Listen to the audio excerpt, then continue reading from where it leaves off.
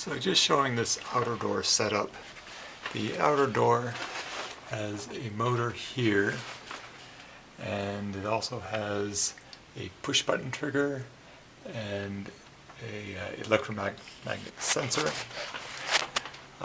This is a loop of fabric. You can see I've got a first floor and a crypt on there, painted on, just about a foot across from each other. This here, this is just some caulk. I was trying to make the edges of the fabric, which you can see is, this is actually spray painted. I want to make the edges of the fabric kind of stiff, so that when you can see, like right here, it's folding over a little bit. I wanted to avoid the fabric folding over and thus having it slide back and forth on the rollers. So again, it's just a loop of fabric.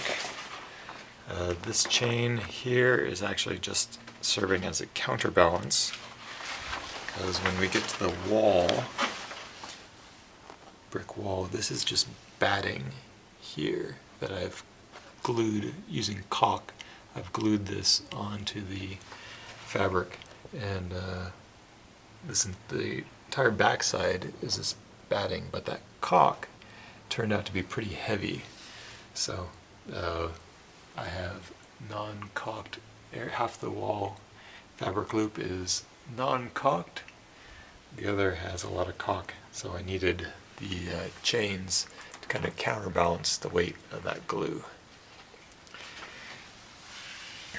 Here I've got a PVC pipe that's just free floating to help weight down and guide the fabric loop so there is constant tension on it.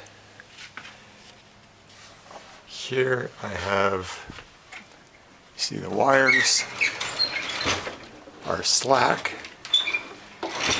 so that the wall can push back and forth and I won't pull on the wires.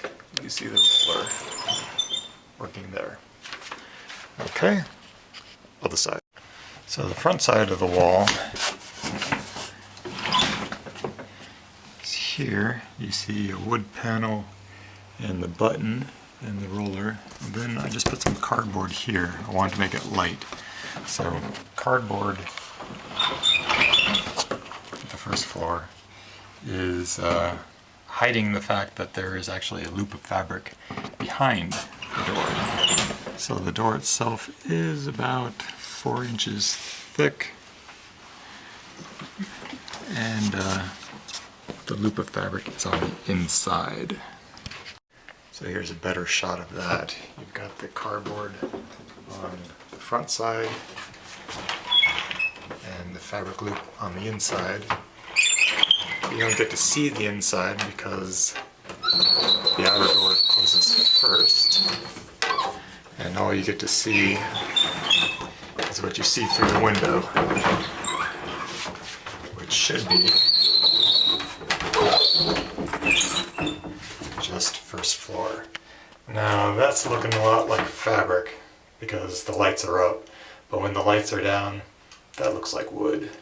It actually is pretty good. And so we start the elevator, and it moves. Look at the brick wall, which in the dark again looks pretty good. You see it's just the whole thing going. Here comes the crypt, and it magically stops. That is stopping because you can see right here I have glued a set of magnets together, and it came to the magnetic sensor and stopped.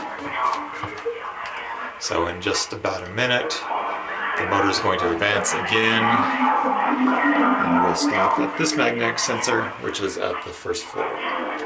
So it will reset itself. No need to manually reset this. Alright. So that is my outer door workings for the elevator.